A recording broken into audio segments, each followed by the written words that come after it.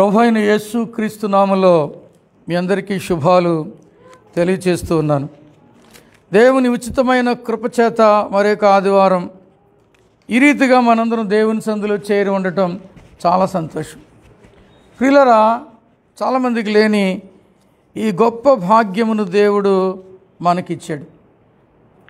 చాలామందికి లేదు ఈ అవకాశం, ఈ భాగ్యం.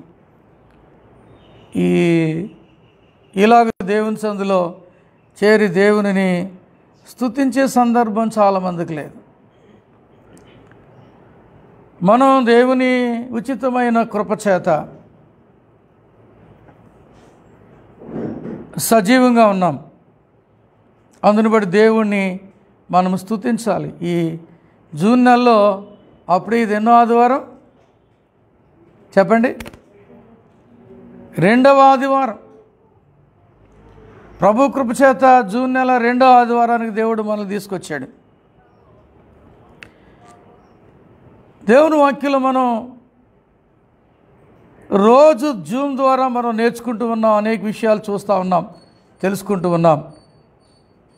ఈరోజు కూడా 6 గంటల నుంచి 6:40 వరకు ఇంగ్లీష్ సర్వీస్ జరుగుతుంది జూమ్లో. 7 గంటల నుంచి 7:40 వరకు తెలుగు సర్వీస్ జరుగుతుంది జూమ్లో. దయచేసి మీరు పాలు పొందండి. చాలామంది పాలు పొందుతూ ఉన్నారు. 40-50 మంది పాలు పొందుతూ ఉన్నారు వ్యక్తులు. ఒక్కొక్కసారి చాలామంది సేవకులు కూడా జాయిన్ అవుతూ ఉన్నారు. మీరు కూడా ఇక్కడ కూర్చున్న మీరు, ఈ లైవ్ ద్వారా చూస్తున్న మీరు, సాయంకాలం 6 గంటలకి ఇంగ్లీష్ సర్వీస్కి, సాయంకాలం 7 గంటలకి తెలుగు సర్వీస్కి మీరు జాయిన్ అవ్వండి. నా ఫేస్బుక్లో మీరు చూస్తే మీరు ఆ జూమ్ లింక్ మీరు చూడగలరు. చూసి జాయిన్ అవ్వండి. దేవుని ఆశీర్వాదాన్ని పొందుకుందాం.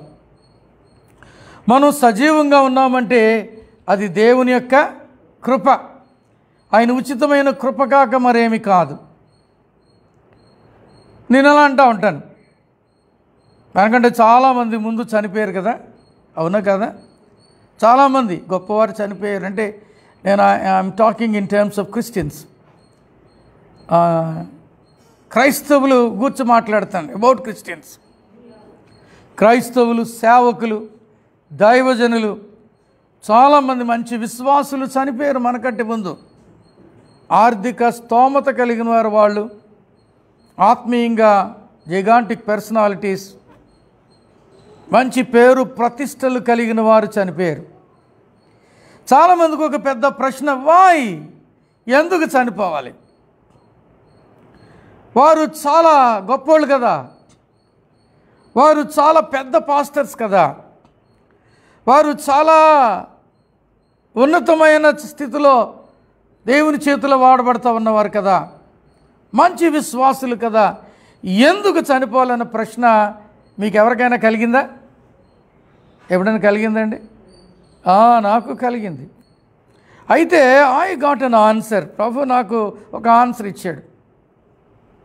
ఏంటంటే, మనకంటే ముందుగా చనిపోయిన గొప్ప విశ్వాసులు, గొప్ప సేవకులైన వారికి దేవుడు వారికి ఎవరికి ఏర్పాటు చేసిన పని వారు ముగించటం వలన దేవుడు వారిని పిలుచుకున్నాడని నమ్ముదాం. నేను అలా నమ్ముతున్నాను. ఏ పని కొరకు దేవుడు వారిని ఇక్కడ ఉంచాడో, ఏ పనిని వారికి అప్పగించి వాడుకున్నాడో, ఆ పనిని, దేవుని పనిని, దేవుని చిత్తమును నెరవేర్చేశారు వాళ్ళు. అందుచేత వారు పిలువబడ్డారు. నరులారా తిరిగి రండి అన్న దేవుని పిలుపులో వారు ఉన్నారు. That's good. బ్రతికి ఉన్న మనకు, నేనంటాను, క్రైస్తవులుగా లేక లోకంలో ఉన్న మనుషులు ఇంకా బ్రతుకున్నారంటే దేర్ ఆర్ 3 రీజన్స్, 3 కారణాలు. ఒకటి, మన కొరకు దేవుడు ఏర్పరిచిన పని ఇంకా పూర్తి కాలేదన్నమాట. Once it is finished, once the race is finished, that's all, you will be called. నీ యొక్క పందెం ముగిసిందంటే నేను పిలిచేస్తాడు, నీ పని అయిపోయిందంటే. అది ఒకటి.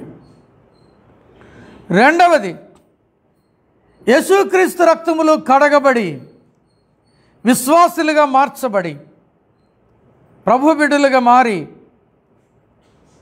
ఇంకను నిలువెచ్చని స్థితిలో ఈరోజు చదువుకునే వాక్యం అదే. లవొదికీయ సంఘం, ప్రకటన గ్రంథం 3వ అధ్యాయం 14-21 మధ్యలో మనం చూస్తాం.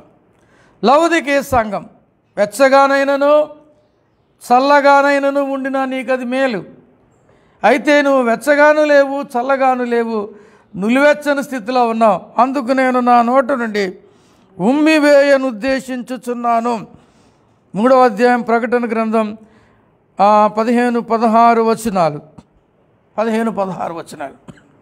కాబట్టి రక్షించబడ్డామని చెప్పి, కడగబడ్డామని చెప్పి, మారు మనసు పొందామని చెప్పి, విశ్వాసులమని చెప్పుకుంటూ, లేక సంఘములో పెద్దలమని చెప్పుకుంటూ, లేక సేవకులమని చెప్పుకుంటూ, ఇంకా చెప్పాలంటే కాపరులమని చెప్పుకుంటూ, you are not living up to the mark.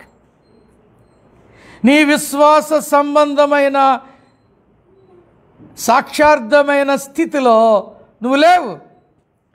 కాబట్టి దేవుడు ఈ సంవత్సరము కూడా ఉండనిమ్ము అని నీకు అవకాశం ఇస్తా ఉన్నాడు అన్నమాట అని నేను అనుకుంటున్నాను. రెండవ కారణం, మొదటిది నీకు అప్పగించిన పనిలో నువ్వు బిజీగా ఉన్నావు, ఇంకా పూర్తి అవ్వలేదు కాబట్టి పిలవలేదు. రెండవది, నువ్వు రక్షణ పొందావు, మారు మనసు పొందావు, బాప్తిసం తీసుకున్నావు, రొట్టె విరుస్తూ ఉన్నావు, విశ్వాసగా ఉన్నావు, కానీ రెండు తలంపుల మధ్య తడబడుతూ ఉన్నావు. శరీర సంబంధమైన ఇచ్చలతో ఊగిసలాడుతూ ఉన్నాం, ఎటు తేల్చుకోలేని స్థితిలో ఉన్నాం. కాబట్టి ప్రభు ఈ సంవత్సరం కూడా ఉండని. ఇప్పుడైనా వారి మరణం చూచి వీరి మరణం చూచి ఆ రోగమును గూర్చి విని, ఈ కష్టమును గూర్చి విని భయము తెచ్చుకొని మారతాడేమో లేక మారుతాదేమో అని ప్రభు నీకు ఇచ్చిన అవకాశం కావచ్చు నువ్వు బ్రతుకున్నావంటే. మూడవది, తన ప్రియకుమారుని యేసుక్రీస్తుని లోకమునకు పంపించి లోకంలో ఉన్న మానవాళ్ళంతటి కొరకు రక్తము చిందించినందుకు ఆయనను పంపించి, సిలువపై ఆయనను ఎక్కించి, మేకులకు దిగగొట్టించి, కొరడా దెబ్బలు కొట్టించి, ముండ్ల కిరీటం పెట్టించి, ప్రక్కలో బళ్ళెపు పోటు పొడిపించి, రక్తమంతయు ఆయన చిందించినట్లుగా చేశాడు. ప్రభు నీ కోసం లేక ఈ లోకంలో ఉన్న ప్రతి మనిషి కొరకు తన పరిశుద్ధమైన రక్తాన్ని చిందించారు. ఎందుకంటే రక్షించటానికి. ఇంకా చాలామంది ఆయనను నిర్లక్ష్యం చేసి ప్రభు ఇచ్చు రక్షణను పొందకుండా ఉండటమును బట్టి ఒకవేళ ఆయన నిన్ను బ్రతికించి ఉంచాడేమో. నువ్వింకా మారాలని, అయ్యో నువ్వు పాపములో ఉంటూ పాపములోనే చనిపోవటం ఆయనకి ఇష్టం లేక నువ్వు రక్షించబడి యేసుక్రీస్తు రక్తములో కడగబడి ఆయన బిడ్డగా మార్చబడి పరిశుద్ధపరచబడి దేవుని రాజ్య వారసురాలువుగా అవ్వాలనే ఉద్దేశంతో ప్రభువుని ఇంకని ఈ లోకంలో ఉంచాడేమో. ఇంత భయంకరమైన పాండమిక్ కాలంలో సంవత్సరం మీద మనకి లాక్డౌన్ అయ్యి సంవత్సరం మీద 3 నెలలు, మార్చి ఏప్రిల్ మే జూన్ వచ్చిందంటే సంవత్సరం మీద 3 నెలలు దాటేసింది. 2020 మార్చి 24 నుంచి లాక్డౌన్, 22 జనతా కర్ఫ్యూ. కాబట్టి సంవత్సరం మీద ఇంచుమించు 4 నెలల నుండి మనకు ఆప్తులైన వారు ఎందరో చనిపోయారు, స్నేహితులైన వారు ఎందరో చనిపోయారు, మనము ఎరిగిన వారు ఎందరో చనిపోయారు.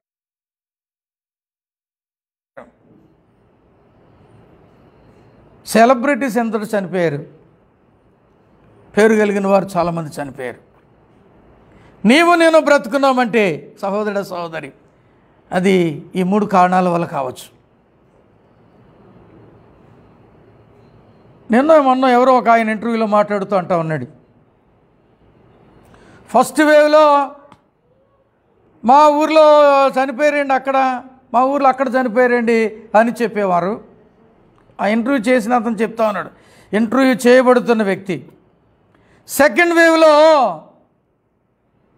మా వీధిలో చనిపోయారండి, మా వీధిలోనే చనిపోయారండి, ఇక్కడ ఈ ప్రక్కన ఆ ప్రక్కనే అంటున్నాం. థర్డ్ వేవ్ రానైంది, అది ఇంకా భీకరంగా ఉంటుంది. థర్డ్ వేవ్లో ఏమని చెప్తామన్నాడు తెలుసా ఆయన? మా ఇంట్లోనే చనిపోయారండి అని అంటారు. ప్రతి ఒక్కొక్క ఇంట్లో ఒక్కొక్క చావు ఉంటుంది అని అన్నాడు ఆయన. నాకు చాలా ఆశ్చర్యం అనిపించింది ఆ మాట విని. మరణము తప్పించుట ప్రభువైన యెహోవా వశం. థర్డ్ వేవ్ వచ్చినా, ఫోర్త్ వేవ్ వచ్చినా, ఫిఫ్త్ వేవ్ వచ్చినా దేవుని చేతిలో ఉంది. ఒకటి ఈ లోకంలో ఎంతకాలం ఉండాలి, ఎంతకాలం అయిన తర్వాత వెళ్ళిపోవాలనేది. కాబట్టి put your life in the safe hands of our Lord. దేవుని భద్రమైన ఆయన హస్తములలో నీ జీవితమును ఉంచుకో, ఆయనకు అప్పగించుకో. ఆయన చిత్తమునకు లోబడు, నిన్ను నీవు లోపరుచుకో. ఆయన కొరకు జీవిస్తానని ఒప్పుకో, అంగీకరించు. ప్రభు నిన్ను కాపాడుతాడు. పౌలు అన్నట్టుగా మనం అనగలం అప్పుడు, నా మట్టుకైతే బ్రతుకుట క్రీస్తే, చావైతే లాభం అని మనం అనగలం, భయపడం.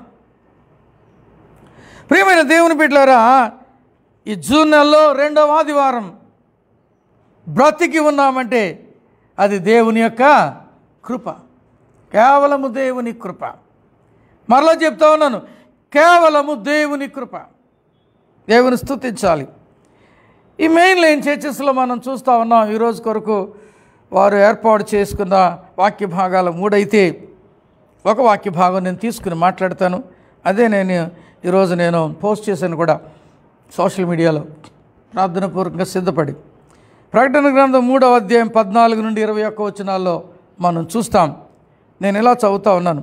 ఇలా వ్రాయబడింది, లవొదికీయలో ఉన్న సంఘపు దూతకు ఇలాగు వ్రాయము, ఆమెన్ అనువాడును నమ్మకమైన సత్యసాక్షియు దేవుని దృష్టికి ఆధీనమైనవాడు చెప్పు సంగతులేవనగా, నీ క్రియలను నేను ఎరుగుదును. నీవు చల్లగానైనను వెచ్చగానైనను లేవు. నీవు చల్లగానైనను వెచ్చగానైనను ఉండిన మేలు. 16వ వచనం, నువ్వు వెచ్చగానైనను చల్లగానైనను ఉండక నులివెచ్చగా ఉన్నావు గనుక నేను నిన్ను నా నోట నుండి ఉమ్మివేయను ఉద్దేశించుచున్నాను. ప్రకటన గ్రంథంలో ఎన్ని సంఘాలు ఉన్నాయండి చెప్పండి? ప్రకటన గ్రంథంలో ఎన్ని సంఘాలు ఉన్నాయి చెప్పండి అమ్మా. 1 నుంచి 7 మధ్యలో ఎన్ని సంఘాలు అమ్మా? 7 సంఘాలు ఉన్నాయి. ఇది 7వ సంఘం, ప్రకటన గ్రంథంలో ఉన్న చివరి సంఘం. ప్రకటన గ్రంథానికి 7ల సంఘం అని ఒక పేరుంది.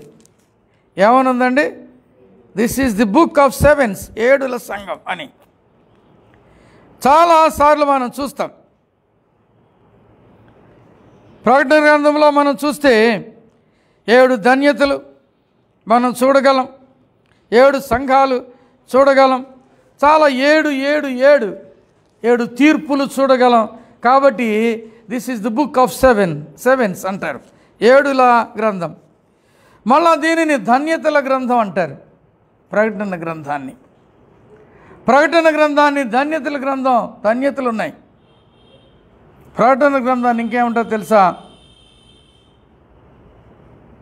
ఇది బైబిల్లో చివరి పుస్తకం, ప్రత్యక్షీకరణ గ్రంథం అంటారు. ప్రపంచంలో ఉన్న మానవులకు పరలోకమును గూర్చిన ప్రత్యక్షీకరణ జరిగిన గ్రంథం ఇది. కాబట్టి ఈ గ్రంథంలో 7 సంఘములను గూర్చి క్రైస్తవ సంఘ చరిత్ర ఆరంభము నుండి యేసుక్రీస్తు రాకడ వరకు మధ్యలో ఆయా కాలంలో ఉన్న సంఘములకు సాదృశ్య రూపంగా 7 సంఘాల స్థితిని మన ముందు పెట్టాడు దేవుడు. 7 సంఘాల స్థితిని మన ముందు పెట్టాడు దేవుడు. ఇది 7వ సంఘం. ఏ సంఘం అండి? 7వ సంఘం. ఈ 7వ సంఘాన్ని కనుక మనం చూస్తే ఇది క్రీస్తు శకం 1900 నుండి ప్రభు 2వ రాకడ వరకు మధ్యలో ఉన్న కాలమునకు సూచనగా ఉన్న కాలానికి సంబంధించిన సంఘాన్ని సూచిస్తుంది ఈ లవోదికీయ సంఘం. ఈ లవోదికీయ సంఘాన్ని లూక్ వారం చర్చ్ అంటారు. నులివెచ్చని స్థితిలో ఉన్న సంఘం, నులివెచ్చని స్థితి. ఈ సంఘమునకు దేవుడు తను తాను ఇలాగ ప్రత్యక్షపరుచుకుంటూ ఉన్నాడు. ఏమన్నా తెలుసా? ఆమెన్ అనువాడును, నమ్మకమైన సత్య సాక్షియు, దేవుని దృష్టికి ఆధీనైనవాడు చెప్పు సంగతులేమనగా. ఈ సంఘానికి ప్రభు తను తను ఏమని ప్రత్యక్షపరుచుకున్నాడు తెలుసా? ఆమెన్ అనువాడు. ఆమెన్ అంటే అర్థం ఏంటి? తథాస్తు, అలాగు జరుగునుగాక. దేవుడు యేసయ్య నేటి క్రైస్తవ సంఘమునకు చెప్పే మాట ఏంటి తెలుసా? ఆమెన్ అనువాడు నేను. If you are in need, if you ask something of me, I will say amen for it. మన అవసరతలో ఉండి, అక్కరలో ఉండి నాకు కావాలి అని ఆయన అడిగితే ఆయన ఏమంటాడంట? ఆమెన్ అంటాడంట. జరుగును గాక అంటే ఆయన మన అవసరతలు అక్కరలు తీర్చువాడు, అడిగిన దానిని దయచేయవాడు. సహోదరి చెప్పింది, క్రితం ఆదివారం సాక్ష్యం చెప్పింది, కుమారుడికి జాబ్ కావాలి ప్రార్థన చేయండి. చాలా ప్రయత్నాలు చేస్తున్నాడు, ఎక్కడో అప్లై చేశాడు, వాళ్ళ కాల్ కోసం చూస్తూ ఉన్నాం, ప్రార్థన చేయండి అని. మనం ప్రార్థన చేస్తున్నాం. విచిత్రం ఏంటంటే ఇప్పుడు మళ్ళా ఈవేళ సాక్ష్యం చెప్పింది, ఆదివారం నాడు ఇక్కడ ప్రార్థన చేయించుకుని వెళ్తే సోమవారం పిలుపు వచ్చిందని. హెల్పర్గా జాయిన్ చేసుకున్నారు, 12,000 రూపాయలు ఇస్తామని. 2 రోజులు 3 రోజులు పని చూసిన తర్వాత మిషన్ దగ్గర పెట్టారు, 16,000 ఇస్తామని. ఈ సంవత్సరాకరం లోపల 20,000 రూపాయలు జీతం ఇస్తామని చెప్పారండి. ప్రార్థన చేయండి అని సాక్ష్యం చెప్తే ఎంత ఆనందం. ఆ బిడ్డ అడిగిన దానికి దేవుడు ఏం చెప్పాడు? ఆమెన్ అన్నాడు. మన ప్రభువు ఆమెన్ అనువాడు. మనం ఆమెన్ అంటాం, కనీసం ప్రార్థన చేసినప్పుడు ఆమెను కూడా చెప్పం చాలాసార్లు. మనం చాలామంది చెప్పరండి ఆమెన్ అని. నోరు అరిగిపోద్ది అనుకుంటారో, ఆమెన్ చెప్పే సమయానికి నిద్రపోతూ ఉంటారో, లేకపోతే ఇక్కడ కూర్చుని బజార్లో తిరుగుతూ ఉంటారో, ఏం చేస్తారో తెలియదు. కానీ they will not say amen. అంటే I don't think that you are agreeing with that prayer. వాళ్ళు చేసిన ప్రార్థనకి నువ్వు అంగీకరిస్తున్నావో లేదో అర్థం కాదు ఆమెన్ అనకపోతే. అంటే అంగీకరించట్లేదని. ఎవరైనా ఒక బిడ్డ వేదనలో, దుఃఖంలో, అవసరతలు, అక్కర్లో ప్రార్థన చేస్తే నీవు ఆమెన్ అనలేదంటే ఆ బిడ్డ ప్రార్థనతో నువ్వేం చేయలేనట్టు, ఏకీభవించనట్టు. కానీ దేవుడు అంటాడంట, మన అవసరతలో ఉండి అడిగితే, మనం అక్కరలో ఉండి అడిగితే, మన ఇబ్బందిలో ఉండి అడిగితే, మనం ఇక్కట్టులో ఉండి అడిగితే ఆయన ఆమెన్ అంటాడంట. చప్పట్లు కూడా దేవుని స్తోత్రం చెల్లిద్దామా? ఆయన మన ప్రార్థన ఆలకించువాడు. ఈ చివరి సంఘానికి, ప్రస్తుత సంఘానికి ఎన్నో వేదనలు, శ్రమలు, అవసరతలు, అక్కర్లు, ఆర్థిక ఇబ్బందులు, ఆరోగ్య సమస్యలు, ఆప్తుల మధ్య పరిస్థితులు బాగలేని స్థితులను ఎదుర్కొంటున్న నేటి క్రైస్తవ్యానికి ఆమెన్ అనువాడు కావాలి. ఆయన ఉన్నాడు. ఎప్పుడో తెలుసు, ఆపత్కాలంలో నీవు నాకు మొరపెట్టుమో నేను నీకు ఉత్తరం ఇచ్చాను. ఆమెన్ అంటాడంత ఆయన. Call unto me in the time of trouble. If you are in trouble, call unto him and he will say amen. నువ్వు సమస్యలో ఉంటే ప్రార్థన చేయి, ఆయన ఆమెన్ అని చెబుతాడు. ఆమెన్ అనువాడు. రెండవదిగా మనం చూస్తే నమ్మకమైన సత్య సాక్షి. యేసయ్య ఎవరండి? నమ్మకమైన సత్య సాక్షి. నీ పక్షమున నా పక్షమున ఆ ధవళవర్ణ సింహాసనం మీద కూర్చున్నప్పుడు ఆయన యథార్థమైన సాక్ష్యం ఇస్తాడు. తెలుసా, ఈ లోకంలో కోర్టులోకి వెళ్తే ముద్దాయిలు పెట్టుకునే సాక్షులు ఎంతవరకు కరెక్ట్ ఉంటారు చెప్పండి? ఒరే, నీకు ఈ రోజుకి జీతం ఇస్తాం, నీకు భోజనం పెట్టేస్తాం, అవసరమైతే నీకు ఒక బాటిల్ ఇస్తాం, ఈ కేసు గెలిచేసిన తర్వాత నీకేమన్నా 10,000 ఇస్తాం సాక్ష్యం చెప్పమంటే అబద్ధ సాక్ష్యములు చెప్పేవారు కోకోలేలుగా కనపడతారు ఈ లోకంలో చాలా చోట్ల. అందరూ అని చెప్పను నేను, మెనీ పీపుల్ ఆర్ దేర్, చాలామంది ఉన్నారు. కానీ నీ పక్షమున నా పక్షమున నమ్మకమైన సత్య సాక్షిగా ఉండేవాడు ఈయన. The witness our lord gives is absolutely correct. నీ ప్రభు నా ప్రభు ఇచ్చు సాక్ష్యము ఖచ్చితమైనది, సరి అయినది, యథార్థమైనది, నమ్మదగినది. అంటే మన యేసయ్య నమ్మదగినవాడు. ఈ లోకంలో నమ్మదగిన వారు మనకు కనపడరు, యేసయ్య నమ్మదగినవాడు. You can rely on him, you can trust him, you can depend upon him. నువ్వు ఆయన మీద ఆధారపడిపోవచ్చు, ఆయన నమ్మేయచ్చు, ఆయన మీద నీ బరువు వేసేయచ్చు. సచ్ ఎ గ్రేట్ గాడ్, గొప్ప దేవుడు, సత్య సాక్షి. ఈ సంఘానికి చెప్తా ఉన్నాడు ఆయన. మూడవది, దేవుని సృష్టికి ఆదినైన వాడు చెప్పు సంగతులు. ఎవరండినా?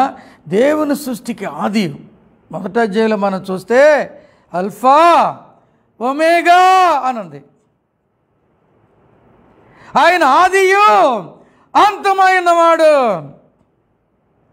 ఆది అంతమైనవాడు అంటే ఏంటండి? ఈయన అన్నీ భరించేవాడు, అన్నీ ఎరిగినవాడు, అన్ని సమస్తమును జరిగించువాడు, సృష్టికి మూలమైనవాడు, సృష్టికర్త అయినవాడు. యోహాను సువార్తలో ఆది యందు వాక్యముండెను, వాక్యము దేవుని యొద్దనుండెను, వాక్యము దేవుడైండెను, ఆ వాక్యం సమస్తమును ఆయన మూలముగా కలిగినదేది ఆయన లేకుండా కలిగలేదు అని మనం చూస్తా ఉన్నాం. 14 వచ్చేసరికి ఆ వాక్యము శరీరధారి అయి కృపాసత్య సంపూర్ణుడిగా మన మధ్య నివసించాను. ఎంత గొప్ప దేవుడు మన దేవుడు, చెప్పండి. ఎంత గొప్ప దేవుడు మన దేవుడు. Such a great God we have. ఈ దేవుడు, ఈ యేసయ్య ఆది అంతమైనవాడు. He is the beginning and the end. He is the alpha and omega. He is the uh and బండిరా కదా. ఇప్పుడు బండిరా ఎవరు చెప్పట్లేదు, తెలుగులో చెప్తున్నారా? చెప్పట్లేదు. బండిరాలు పెద్ద కనపడతలేదు, బండరాళ్ళు కనపడుతున్నాయి కానీ బండిరాలు కనపడతలే. ఆది అంతమైనవాడు, సమస్తమును ఆయన మూలముగా జరిగించువాడు. Whatever is taking place in the church in terms of persecution, problem and the troubles they are facing from the people outside. ప్రభువుకు తెలియకుండా ఏం జరగదు. క్రైస్తవ్యం కొన్ని సందర్భాల్లో మనం చూస్తూ ఉన్నాం, శ్రమలకు, వేదనలకు, పరీక్షలకు, ఒత్తిడికి గురవుతుంది ఈ రోజుల్లో కూడా. ఓ ప్రక్క క్రైస్తవ ముఖ్యమంత్రి గారని కొంతమంది అంటామంటే, మరి ఒక ప్రక్క క్రైస్తవుల మీద దాడులు జరుగుతున్న సందర్భాలు ఈ మధ్యకాలంలో చాలా మనం చూస్తూ ఉన్నాం. ఎందుకు జరగాలనంటే నేనంటాను, ప్రతిదీ ఆయన చిత్తము లేకుండా ఏది జరగదు. సమస్తమును ఆయన మూలముగానే, ఆయనలోనే. కాబట్టి మనం నథింగ్ టు వరీ. సంగతులు ఇలాగూ జరగవలసి ఉన్నది కాబట్టి మనం భయపడనక్కరలేదు.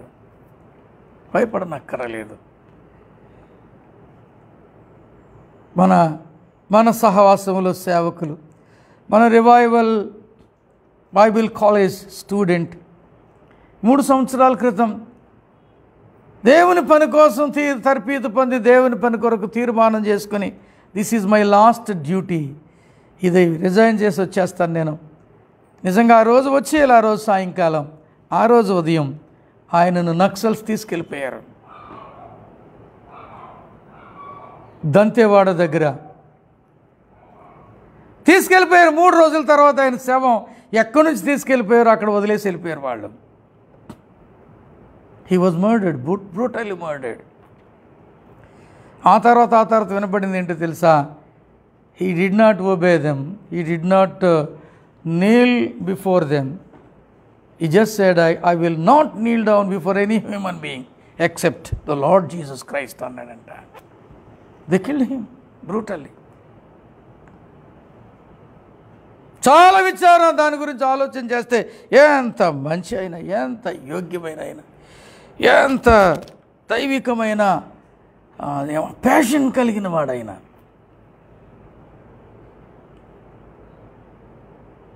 ప్రభు అనుమతి ఇవ్వకపోతే జరగదు అలాగా. Everything takes place only when the Lord permits. ప్రభు అనుమతిస్తే తప్ప జరగదు. కాబట్టి నేటి క్రైస్తవ సంఘమా భయపడనక్కరలేదు, సంఘమా దుఃఖపడనక్కర్లేదు, వేదన పడనక్కరలేదు. ప్రభు ఉన్నాడు, సమస్తమును ఆయన మూలముగానే జరుగుతుంది. ఆమెనను వాడు. రెండవదిగా ఎవరండి? నమ్మకమైన సత్యసాక్షి. మూడవదిగా ఎవరండి? ఈయన ఆది అంతమైన వాడు. ఈయన అంటా ఉన్నాడు, ఈలాగు సంఘానికి తను తాను ప్రత్యక్షపరుచుకుని సమస్తమును నా ద్వారానే మీరు చెయ్యాలి అని ఆయన ఆశించి, నేను మీ ఎడలు ఇలాగ ఉండాలని ఆయన కోరుకుంటామంటే, లవొదికీ సంఘం అని ఆ సంఘము, ఆ సాదృశ్యంలో ప్రస్తుతం ఉన్న మనము, ప్రస్తుత కాలానికి సాదృశ్యం ఉన్న సంఘము ఎలాగున్నామంట? నీవు చల్లగాను లేవు, వెచ్చగానే లేవు. నువ్వు చల్లగా ఉన్నా వెచ్చగా ఉన్నది నీకు మేలు, కానీ నువ్వు చల్లగానైనా వెచ్చగానైనా లేకుండా నులివెచ్చనిగా ఉన్నావు. కాబట్టి నేను నిన్ను నా నోట నుండి ఉమ్మివేస్తున్నాను అన్నాడు. నులివెచ్చని స్థితి, లుక్వార్మ్ కండిషన్. వేడి కాదు, చల్లగా కాదు. నువ్వు చల్లగా ఉంటే మంచిది, ఈ లోకాన్ని ఆయన అనుభవించవచ్చు 30 ఏళ్ళు 40 ఏళ్ళు. వెచ్చగా ఉంటే మరీ మంచిది, ఈ లోకం అనుభవించకపోయినా నిత్యము ఉండే ఆ దేవుని రాజ్యం కొరకు సిద్ధపడి అక్కడికి వెళ్ళిపోతావు. నిరంతరం ప్రభుతోనంటావు. అక్కడ ఆకలి లేదు, దాహం లేదు, చీకటి లేదు, మరణం లేదు. అందరం ఆయన వలె మారి అక్కడే ఉంటాం. అది శ్రేష్టత. ఈ లోకాన్ని అనుభవించడానికి ఈ లోకస్తుడిగా లేవు, పరలోకాన్ని పొందుకుంటానికి పరలోక సంబంధిగా లేవు. ఎలాగున్నావు? ఈ లోకంలో కొంతసేపు దేవుని రాజ్యం కొరకు కొంతసేపు అటు ఇటు గడుపుతూ లుక్వార్మ్, ఏంటిది? ఉభయచరంలాగా, కప్పలాగా. ఎలా ఉన్నావు? కప్పలాగా. కప్ప రోడ్డు మీద బతుకుతుంది, నీటిలోనే బతుకుతుంది. నువ్వు ఎక్కడ నివాసం అంటే ఏం చెప్పుద్ది కప్ప? మన బ్రతుకు స్టాండర్డ్ లేదు, మన స్థితి నులివెచ్చని స్థితి. వేడిగానే ఉంటుంది, పట్టుకుంటే చల్లగానే ఉంటుంది కదా. అంత చేయి కాలిపోయేంత వేడి కాదు. వేడి ఇప్పుడు ఒకసారి ఒక ఊర్లో మేము వేడి నీళ్ళు తాగుతాం కదా, బయటికి వెళ్తే. ఇప్పుడైతే వాటర్ బాటిల్స్ తాగుతున్నాం. ఎందుకు వేడి నీళ్ళు తాగుతామంటే, వేడి నీళ్ళు కాసేవండి అంటే, ఒక ఆమె వెళ్ళింది 10 నిమిషాల్లో ఇలా కలుపుకుంటా నీళ్ళు పట్టుకొచ్చింది. పెద్దవిడావిడి, అమ్మా మంచిది చల్లార్చిగా పట్టుకొస్తున్నారా అన్నాను. అవునండి అయ్యగారండి, నీళ్ళు బాగా పొంగిపోయినాయండి, ఒక గ్లాస్ చల్లనీళ్ళు పోసి కలుపుకొని పట్టుకొస్తున్నానండి. ఏంటంట? నీళ్ళు బాగా పొంగిపోయి అంట, గ్లాసుడు చల్లనీళ్ళు పోసి ఇంకెందుకు కాసుకొని, నీళ్ళు కాసుకొని ఎందుకు? కొంతమంది నీళ్ళు కాసుకుని తాగమంటే పొంగించుకుని అది చల్లబరుచుకుంటానికి చల్లనీళ్ళు కాదు, అది ఆరోగ్యం కాదు, అది అనారోగ్యకరమైన స్థితి. అది లుక్వార్మ్ కండిషన్ అంటే. ద్విమనస్సు, 2 మనస్సులు. లోకము కావాలి, దేవుడు కావాలి. ఈ సంఘ పరిస్థితి అలా ఉంది. అవ్వ కావాలి, బువ్వ కావాలంటే కుదురుద్దా? కుదరదు. మీరు ఎప్పుడైనా ఊసర వెళ్ళని చూసారా?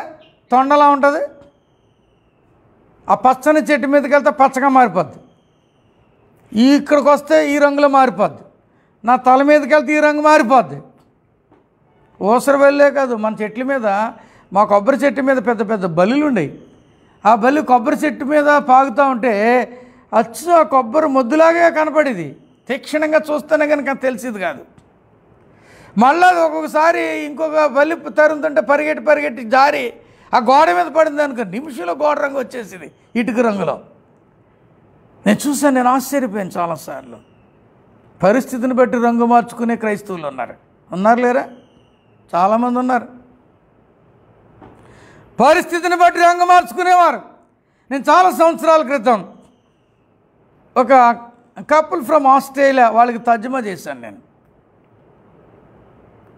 సేవకులు రిట్రీట్ పెట్టారు. నేను ఇంచుమించు ఒక 27-29 డేస్ 3-4 చోట్ల వాళ్ళతోనే తిరిగి తర్జుమా చేశాను నేను.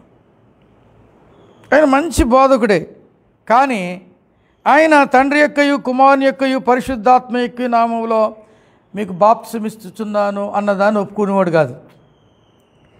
ఆయన లెక్క ప్రకారం ప్రభువైన యేసు క్రీస్తు నామములో మీకు బాప్తిసం ఇస్తున్నాను అనేది కరెక్ట్ బాప్తిసం అనేవాడు.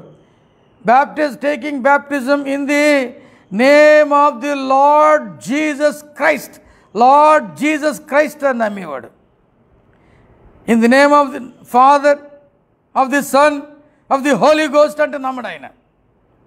అది తప్ప ఇంకన్నీ కూడా చాలా బాగా చెప్పేవాడు. ఈ సేవకులు అనేక మంది ఎక్కడ కాన్ఫరెన్స్ పెట్టినా 5, 6, 7, ఒక్కోసారి 10 మంది they use to get rebaptized.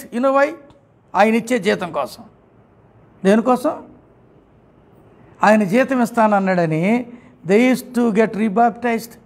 ఆయన ఏం చెప్పాడంటే in the name of the Father and of the Son and of the Holy Ghost అనకూడదు. In the name of the Lord అంటే తండ్రి, జీసస్ అంటే యేసు, క్రైస్ట్ అంటే పరిశుద్ధాత్మ అని చెప్పేవాడు ఆయన. నాకు చాలా ఆశ్చర్యం అనిపించింది. చాలామంది సేవకులు ఆయన ఇచ్చే ఆర్థికపరమైన సహాయం కొరకు అలా మారిపోయి బాప్తిసం తీసుకున్నారు. ఎంత విచారం! పరిస్థితులకు అనుగుణంగా మారిపోయే రకంగా ఉండకూడదు నేను అంటూ ఉంటాను కదా, అయితే ఆ గొట్టులో ఉండాలి, లేకపోతే ఈ గట్టులో ఉండాలి. మధ్యలో అంటే ఎక్కడ పడతావు? బురదలో, నీటిలో, ప్రమాదంలో, నష్టంలో, కష్టంలో, శ్రమలో పడతావు అంతే. ఏ గట్టునున్నో ఆలోచన చేసుకోవాలి. మీలో ఎంతమంది ఉడును చూశారు? చాలామంది ఉడుం క్రైస్తవులు ఉంటారు. ఏం క్రైస్తవులు? ఉడుము లాంటి క్రైస్తవులు. ఉడుం పట్టు గొప్ప పట్టు కదా, నేను పట్టు గురించి మాట్లాడతలేదు, ఉడుం గుట్టు గురించి మాట్లాడుతున్నాను. ఏంటి? ఉడుం పట్టు కాదు, ఉడుం గుట్టు నేను చెప్పేది. ఆ ఉడుం క్రైస్తవుల గుట్టును రట్టు చేస్తాను. ఇప్పుడు ఏంటో తెలుసా? ఆ గుట్టు ఉడుమంట తలకాయలా చూపించి 4 ఇలా తీసి 2 నాలుకలు వస్తాయి. నేను పాముని అంటుందంట. పాముల దగ్గరికి వెళ్ళి పాములు ఉన్నంతసేపు 4 ఇలాగంట ఐఎమ్ స్నేక్ అంటూ ఉంటుందంట. నేను పాము, నేను వాటిలో కలిసిపోవడం ప్రయత్నం చేస్తుందట. ఒక ఆయన చెప్పాడు నమ్మటానికి. తోకను చూపించి ఏముంటుందంట? నేను తొండను హో అంటుందంట. ఏంటి? నేను తొండను అంటుందంట. తొండలో ఉంటుంది తోక. నాలుకేమో పాములాగా ఉంటుంది, తోకేమో తొండలా ఉంటుంది. అంటే తొండ నేనే, పాముని నేనే. ఎటు వీలుంటే అటు మొగ్గేయటం, ఎటు లాభం వస్తే అటు మాట్లాడేయటం, ఏది కలిసి వస్తే అది చేసేయటం. No no no no no no no no Laodicea సంఘం అలాగే ఉంది. నీవు నేను అలా ఉంటాకి వీల్లేదు. నీవు నేను అలా ఉంటాకి వీల్లేదు. చాలామందిని చూస్తూ ఉంటాను, రోజుకో పేరు మారుస్తూ ఉంటారు. ఏంటి? రోజుకో బోర్డు మారుస్తూ ఉంటారు. ఈరోజు ఈ బోర్డు పెడితే లాభం వస్తుందంటే ఆ బోర్డు పెడతారు చర్చికి. కొద్ది రోజులుగా లాభం ఆగిపోయిందని ఒక కొత్త బోర్డు పెడతారు. అది ఆగిపోతే ఇంకొక బోర్డు. దేవుని కృపచేత నేను ఒకే బోర్డు మీద ఉన్నాను మొదటి నుంచి కూడా. I have never changed my board. This is burden of my parents.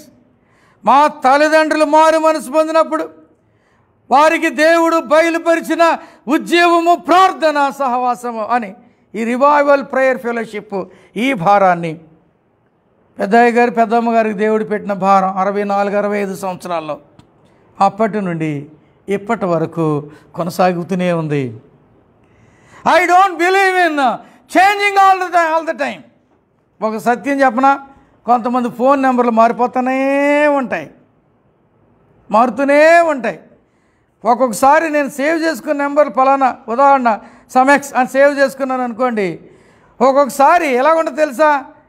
పేరు 2-3 సేవ్ అయిన తర్వాత మూడోసారి నుంచి 14 అంటే 2014లో నెంబర్ అది 14A.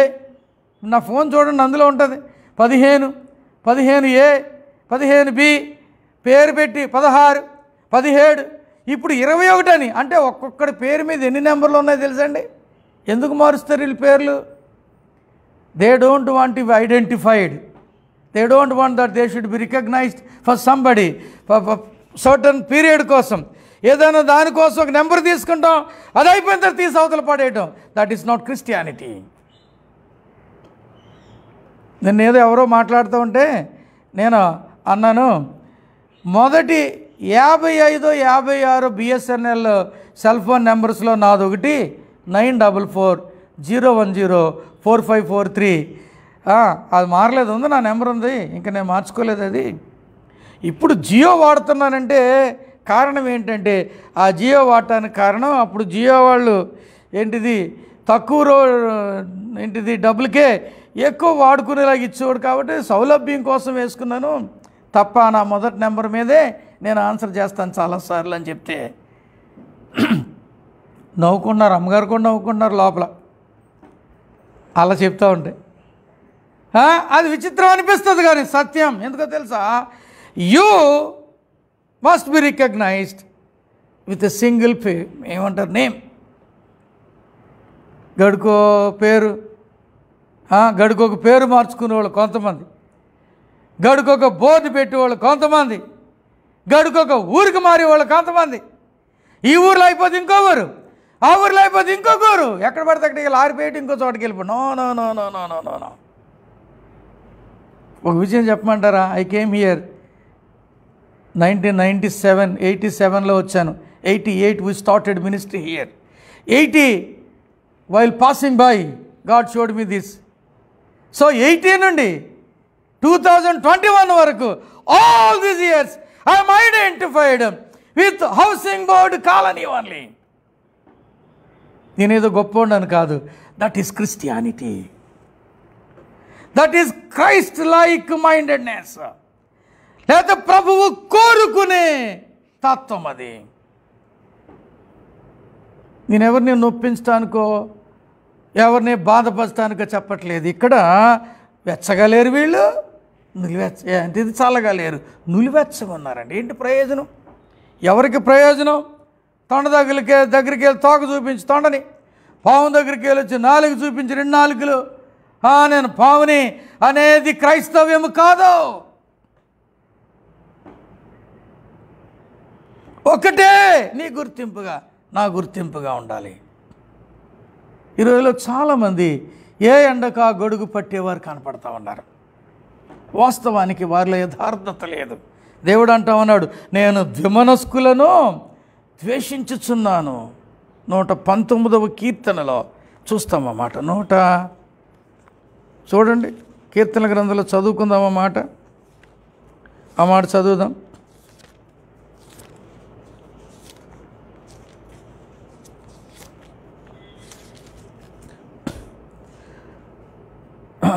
నూట 19వ కీర్తన 113 చదవండి.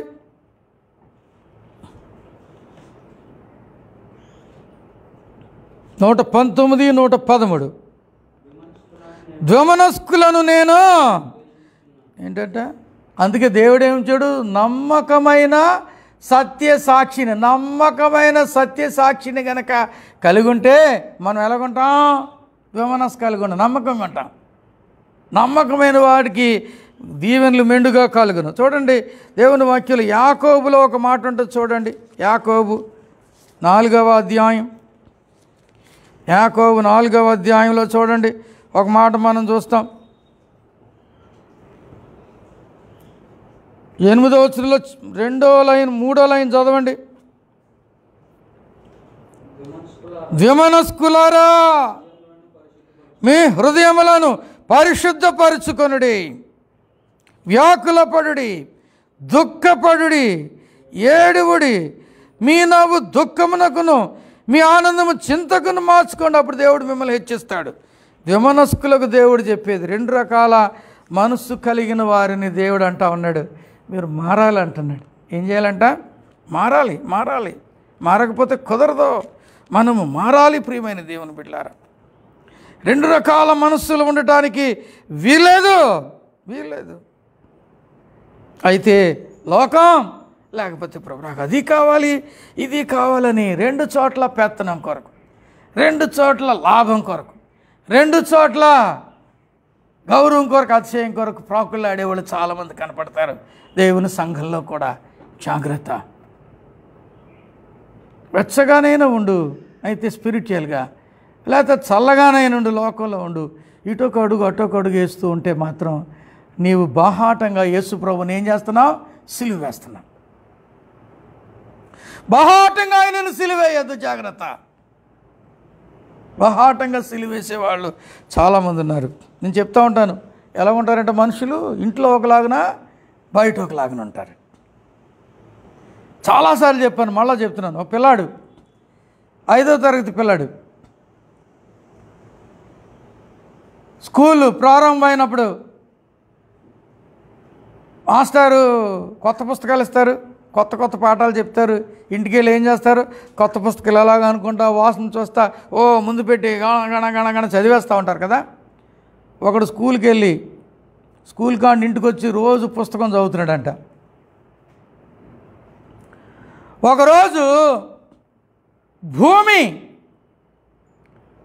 అనే సోషల్ పాఠం పుస్తకంలో చదువుకుంటూ భూమి గుండ్రముగా ఉండును అని చూచి రాస్తున్నాడు. మాస్టర్ రాయమన్నాడంట, భూమి గుండ్రముగా ఉండును అనేది ఆ పేజీ 2 పేజీలు రాసుకురంటారా అంటే అందరి పిల్లలు ఇంటికాడ రాస్తున్నాడు. వాళ్ళ నాన్న పెరట్లోంచి స్నానం చేసి వచ్చి విన్నాడంట. ఒరే ఏంట్రా అన్నాడంట. భూమి గుండ్రంగా ఉండునని మా మాస్టర్ రోజు పాఠం చెప్పారు, మమ్మల్ని రాయమన్నారు 20 సార్లు, రాస్తున్నాను, పలుకు చెప్పుకుంటూ రాస్తే గుర్తుంటుంది అన్నారు, కాబట్టి నేను గట్టిగా చెప్తా రాస్తున్నాను నానా అన్నాడంట. ఏయ్ ఎవడో చెప్పింది భూమి గుండ్రంగా ఉన్నా, నీకేం తెలుసురా? ఏమి గుండ్రంగా ఉండదు. నేను 30 ఏళ్ళ నుంచి భూమి దున్నుతున్నాను, 20 ఏళ్ళ నుంచి. భూమి ఎప్పుడు గుండ్రంగా కనపడలేదు నాకు. భూమి బలపరుపుగా ఉంటుంది, వెళ్ళి చెప్పు రేపొద్దురు అన్నాడంట. వీడికి ఏం తెలుసు? చిన్నపిల్లడు పిల్లలకి ఏం చెప్తే అదే కరెక్ట్ అనుకుంటారు కదా. భూమి బలపరుపుగా ఉండని ఆడ పుస్తకంలో రాసుకొని ఇంకా 10 లైన్లు ఉంటే 10 లైన్లు భూమి బలపరుపుగా ఉండును, భూమి బలపరుపుగా ఉండు అని రాశాడంట. ఆ మర్నాడు మాస్టర్ నోట్స్ చూస్తారు కదా, నోట్స్ చూస్తా 15 లైన్లేమో మొదటి లైను, మొదటి పేజ్ అంత, ఇందులోనేమో ఒక 6 లైన్లో 7 లైన్లో ఏంటిది భూమి గుండ్రంగా ఉండను, మళ్ళీ 10 లైన్లు ఇదేంటిరా భూమి బలపరుపుగా రాసావు అంటే, కాదండి మా నాన్న చెప్పాడండి, భూమి దున్నుతున్నాడంట, మా నాన్న పొలం వెళ్తాడు, భూమి గుండ్రంగా ఉండదు, మాస్టర్కి తెలియదు చెప్పరా అని చెప్పాడు కాబట్టి రాశానండి అన్నాడంట. ఆయన మాస్టర్ 2 అందుకుని, నీకేం తెలుసురా, మీ నాన్నకేం తెలుసురా, భూమి గుండ్రంగా ఉంటుందిరా బలపరుపుగా ఉండదు చెప్పు అని 1 గంట సేపు బల్లెక్కించి నిలబెట్టి చెప్పించాడంట. వీళ్ళ నాన్న తొందరగా వచ్చాడు పనిలో నుంచి. ఒరే చెప్పవరా మాస్టర్కి అని అడిగాడు ఇంటికాడ. చెప్పాను నాన్న అంటే, ఏమన్నాడు రా అంటే, మీ నాన్నకేం తెలుసురా అని నన్ను నిలబెట్టి భూమి బలపరుపు గుండ్రంగానే ఉంటుంది అన్నమన్నాడు. అవును నన్ను భూమి గుండ్రంగా ఉంటుంది, అది ఏదోలా తిప్పుతా చూపించాడు, గుండ్రంగానే ఉంటుంది భూమి అన్నాడు అంటే పాపమాడు. వాళ్ళ నాన్న 2 అందుకుని రేపు వెళ్ళి చెప్పు మాస్టర్కి భూమి బలపరుపు ఉంటుందని అన్నాడండి. వీడు బడికి వెళ్తాడండి వీడు. పుస్తకం తీసుకుని బయలుదేరాడు, సంచి తీసుకొని దారిలో చింతడి దగ్గర కూర్చున్నాడంట.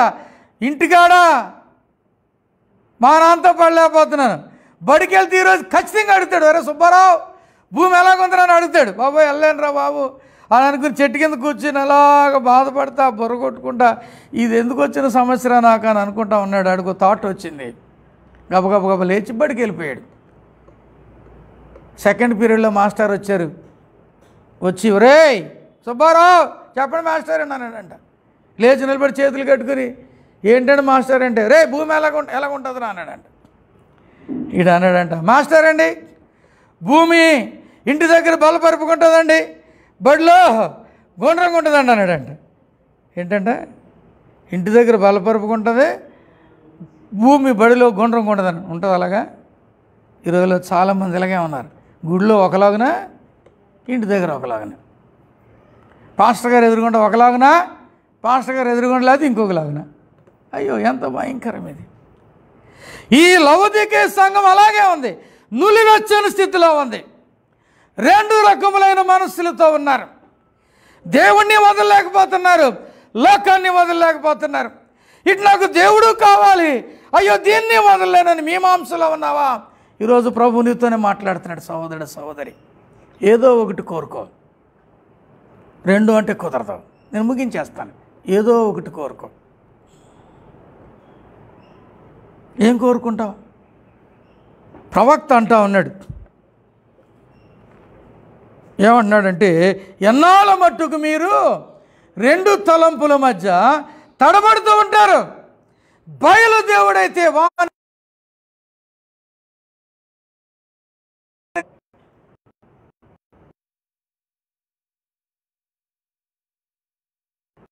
కోరుకోవాలి. చాలా కాలం క్రితం ఒక పాట వచ్చింది, ఎవరిని కోరుకుంటావు, ఎవరిని కోరుకుంటావు? నువ్వు ఎవరిని కోరుకుంటావు ఈరోజు? ప్రభు కోసం బ్రతుకుతావా, లేక లౌదికీయ సంఘంలాగా రెండు మనసులు కలిగి ఉంటావా? రెండు మనసులు కలిగి ఉండద్దు. ప్రభు మీద మనసు పెట్టుకుందాం. జయించువానికి తండ్రి నాతో ఎలాగో తండ్రితో సింహాసనం ప్రక్కన కూర్చోబెట్టుకున్నాడో వారు నా ప్రక్కనే సింహాసనం మీద కూర్చుండనిస్తున్నాను ప్రభు చెప్తా అన్నాడు 21లో. కాబట్టి ప్రభు నీకు గొప్ప భాగ్యం ఇవ్వాలనుకుంటూ ఉన్నాడు. నీవు ప్రభువును హత్తుకొని ఆయన కోసం జీవించడానికి ఇష్టపడు.